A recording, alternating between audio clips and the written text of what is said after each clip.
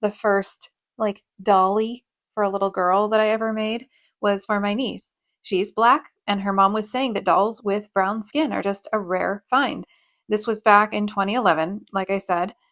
So very early on in my time beginning to sell on Etsy, I made a doll for her. I photographed it and made a listing saying that I could make more like it or take custom requests.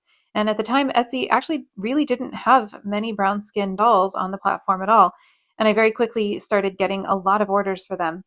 I believe the first custom one I made was based on a little girl's drawing of herself in a rainbow striped dress. It was either that or the character of the Princess and the Pea from Rachel Isadora's book on the fairy tale.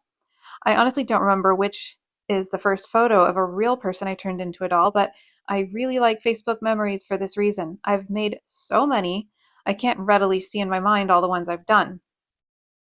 Over a year ago, I did a rough count on how many custom doll listings I've sold on Etsy, and it was somewhere around 190. So we're probably beyond 200 at this point. Um, and that doesn't even count when I make a doll of a famous person and then I make a listing for that particular portrait doll and then I sell a whole bunch of that over and over again. For instance, I've sold, when I did the rough count over a year ago, I had sold 250 Bernie dolls just on Etsy, not counting the many I sold in person when I was fundraising for his campaigns. But because I've made so many unique custom dolls after real people, I really enjoy watching as memories pop up on Facebook and I'm reminded of all these people I've created doll versions of. So that's why I enjoy putting them up together in reels every several days in my social media to showcase sort of the history of what I've done and how much I've done. Back then, because brown skin dolls were rare to find on Etsy, and I was one of the only ones at the time making them, it gave my shop the visibility it needed to start succeeding on Etsy early on.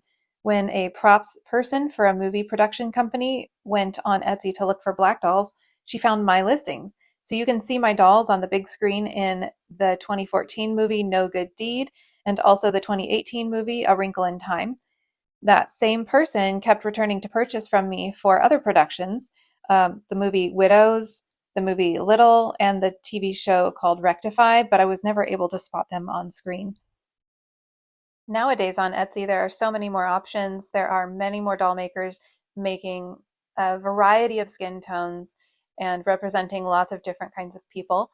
Um, this is a really, really cool part of my history. When I went on to Instagram, now I was really late at getting on Instagram, so I had just been doing Etsy and just